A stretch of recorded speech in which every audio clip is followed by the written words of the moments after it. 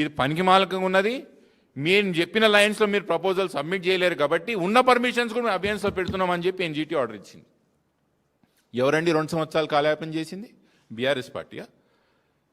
మేము ఆ రోజు టెండర్ పిలిచి కాంట్రాక్ట్ అప్పచెప్పి అగ్రిమెంట్ చేసి ల్యాండ్ యాక్విజిషన్ చెప్పి చేసి వీళ్ళకి అప్పచెప్తే వీళ్ళు పనికిరాని ఒక ప్రభుత్వం నడుపుతూ ప్రపోజల్స్ కూడా చేత కాదు ఈయనకే వీళ్ళు ఈరోజు మా మీద వేలు చూపించే ప్రయత్నం చేస్తారండి.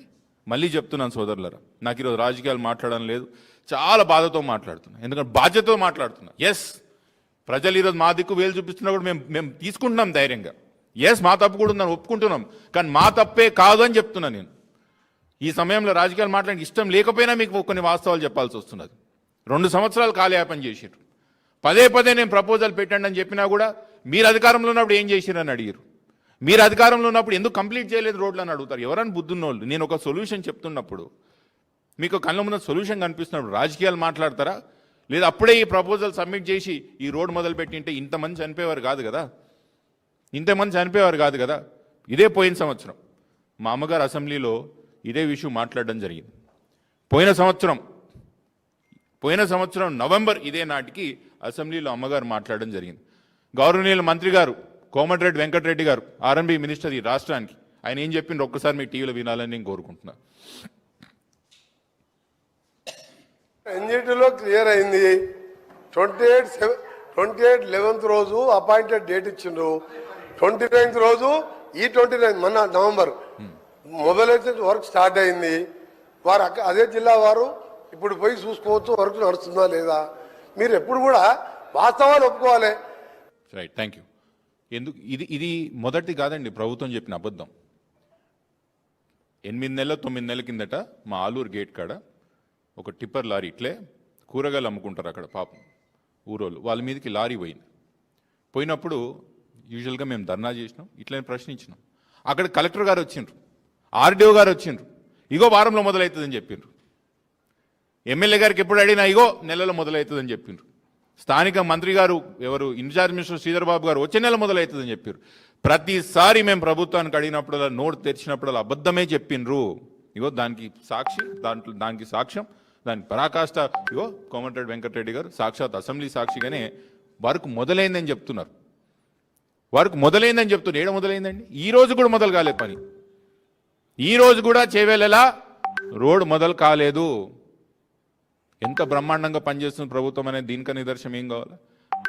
ఇంకా గొప్పగా చెప్పుకోవాలంటే స్పీకర్ గారు పోయే కాన్స్టిట్యున్సీ, స్పీకర్ గారు మా దిలీప్కి తెలుసు, స్పీకర్ గారికి పోయే కాన్స్టిట్యున్సీ అదే, వికారాబాద్ పోయే కాన్స్టిట్యున్సీ అదే రోడ్డు బాగా. ఇంకా బ్రహ్మాండ విషయం ఏంటంటే ముఖ్యమంత్రి గారు పోయే కాన్స్టిట్యున్సీ రోడ్డు కూడా అదే.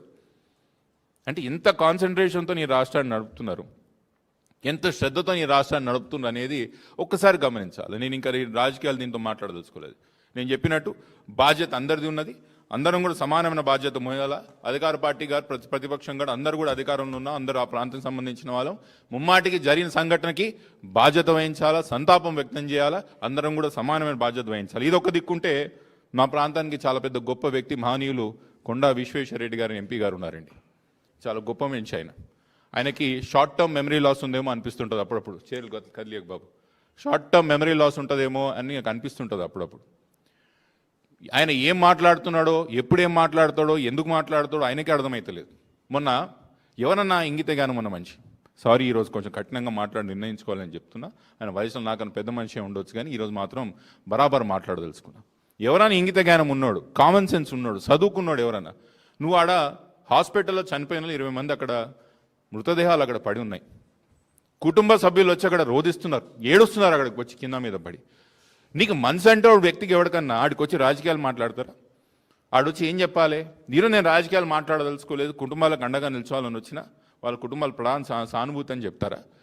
వెనకాల వాళ్ళ కుటుంబ సభ్యులు రోధిస్తున్నా, మృతదేహాలు అక్కడ పడున్నా ఈయన ముందరికి వచ్చి రాజకీయాలు మాట్లాడతాడు. పెద్ద మనిషి విశ్వేశ్వరరెడ్డి గారు ముందర నిల్చొని రాజకీయాలు మాట్లాడతాడు. మీకు ఇంగితగానే ముందా విశ్వేశ్వరరెడ్డి గారు అంట? మీరు చదువుకున్నోళ్ళేనా?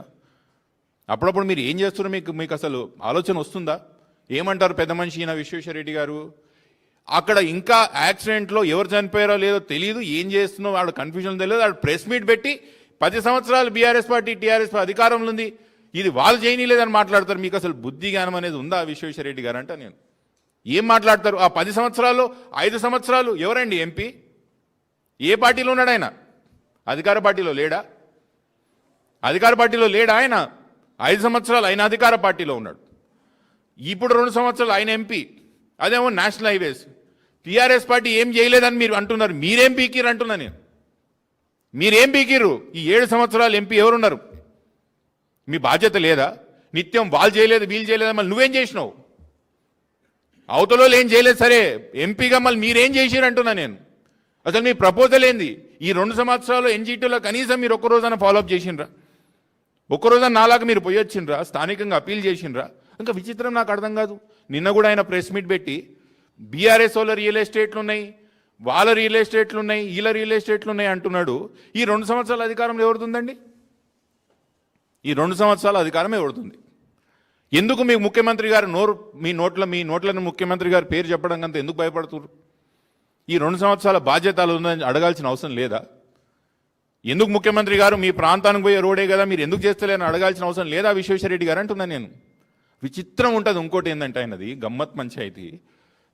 ఈడ కొన్ని హ్యాచరీస్ ఉన్నాయి, ఇది బీఆర్ఎస్ పార్టీకి సంబంధించిన వాళ్ళు అంటారు. ఎందుకు విశ్వేశ్వరరెడ్డి గారు, ఎందుకు మీ నోట్లో నుంచి కనీసం రంజిత్ రెడ్డి గారి పేరు చెప్పని కూడా ఎందుకు భయపడుతున్నారు మీరు? రంజిత్ రెడ్డి గారు మా పార్టీలో ఉండరా ఈరోజు? ఆ భూములు ఎవరివి? ఏ పార్టీలో ఉన్నాడు రంజిత్ రెడ్డి? ఎందుకు చెప్తలేరు మీరు కాంగ్రెస్ పార్టీ పేరు? ఎందుకు తీసుకుంటలేరు రంజిత్ రెడ్డి గారి పేరు మీ నోట్ మీద? ఇదే అండి బీజేపీ పార్టీ ఎందుకు తెలంగాణ రాష్ట్రంలో కొలాప్స్ అవుతున్నది, ఎందుకు బీజేపీ పార్టీని నమ్ముతలేరంటే ఇగో ప్రత్యక్ష సాక్షి మీకు ప్రజెంట్ చేస్తున్న కేసు నంబర్ 1 విశ్వేశ్వరరెడ్డి గారు. ఈ నిత్యం కాంగ్రెస్ పార్టీ బీజేపీ పని బీఆర్ఎస్ టార్గెట్ చేస్తున్నారు కాబట్టి జనాలకు అర్థమైంది, ఈరోజు స్పష్టంగా అర్థమైంది. కాబట్టి బీజేపీ కార్యకర్తలే చెప్తున్నారు, అన్నా మా పార్టీ సంగతి అయిపోయింది, మా లీడర్లు అమ్ముడు పోయిండ్రు కాంగ్రెస్ పార్టీకి, కొట్లాడతలేరు వాళ్ళు కాంగ్రెస్ పార్టీ మీద అని బీజేపీ కార్యకర్తలు స్వయంగా చెప్తున్నారు. ఇట్లాంటి నాయకులు ఉన్నారు కాబట్టి. ఇంకో విషయం ఏం చెప్పాలి, ఆ రోజు 2023లో డిసెంబర్లో ఏదైతే సేవ్ బ్యానియన్ ఆర్గనైజేషన్కి స్టేటస్కో వచ్చిందో, ఇది మా గొప్ప విశ్వేశ్వరరెడ్డి గారు ట్వీట్ అండి. మీరు ఒకసారి చూడాలి బాబు, అది ట్వీట్ టీవీలో విశ్వేశ్వరరెడ్డి గారు tweet. Congratulations save బ్యానియన్స్, they one the fight to save Chevella బ్యానియన్స్. I feel partly responsible since as an MP, I'm అప్పుడు గుర్తొచ్చింది I'm partly responsible అని. We got the Hyderabad Bijapur via Chevella highway sanctioned 2016-17 బ్లా బ్లా బ్లా బ్లా బ్లా బ్లా అని రాసుకుంటూ straight highway కావాలంటే ఆయనకి ఇటు అటు రోడ్లు వైడనింగ్ లేకుండా, అంటే ఒక స్కేల్ తీసుకొని మెజర్ చేసుకునేదండి, గీత స్ట్రేట్గా ఆయన స్ట్రేట్ హైవే అంట. అసలు మీకు ఎంపీ గారు మీరు చదువుకున్నవారు అనుకుంటున్నాను విశ్వేశ్వరరెడ్డి గారు, మీరు ఎట్లా అయినండి ఎంపీ నాకు అర్థం కాదు. నేషనల్ హైవేస్ కాంపోనెంట్ ఉన్న ఏ హైవే అయినా కూడా డిజైన్స్ ఎవరు ఫైనల్ చేయాలండి? రగన్న డిజైన్స్ ఫైనల్ చేయాల్సింది నేషనల్ హైవేలో ఇంజనీర్సే కదా, వాళ్ళే కదా ఫైనల్ చేయాల్సింది. వాళ్ళు డిజైన్స్ ఫైనల్ చేసినాకనే కదా టెక్నికల్ శాంక్షన్కి వస్తుంది. ఇంత కూడా మీకు తెలియదా? నేను మస్తు చెప్పినా, నితిన్ గడ్కరీ చెప్పినా కూడా వీళ్ళు స్ట్రేట్ తీయలేదు. విశ్వేశ్వరరెడ్డి గారు ఏ డిజైన్ ఫైనల్ చేసినా కూడా the proposal will be sent back to national highways. వాళ్ళు ఫైనల్ చేసిన తర్వాతనే టెక్నికల్ శాంక్షన్స్ వస్తాయి. ఇంత కూడా మీకు తెలియదా అండి? వంకర్ టింకర్ ఉన్నది, సీదా లేదు.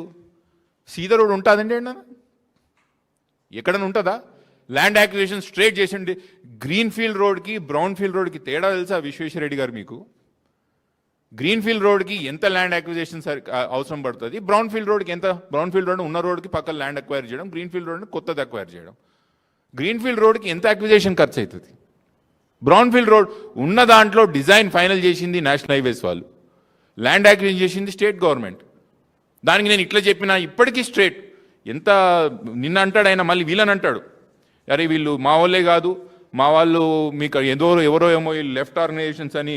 ఇగో ఆయన మళ్ళీ కంగ్రాచులేషన్స్ అని ట్వీట్లు పెడతాడు వాళ్ళకి. మళ్ళీ ఒకసారి చాలా సంతోషం మీరు మా రోడ్డు పనులు ఆపినందుకు, కంగ్రాచులేషన్స్ అని మళ్ళీ ట్వీట్ పెడతాడు. ఎందుకండి విశ్వేశ్వరరెడ్డి గారు ఈ ద్వంద్వ వైఖరి? బాధ్యతగా ఉండండి.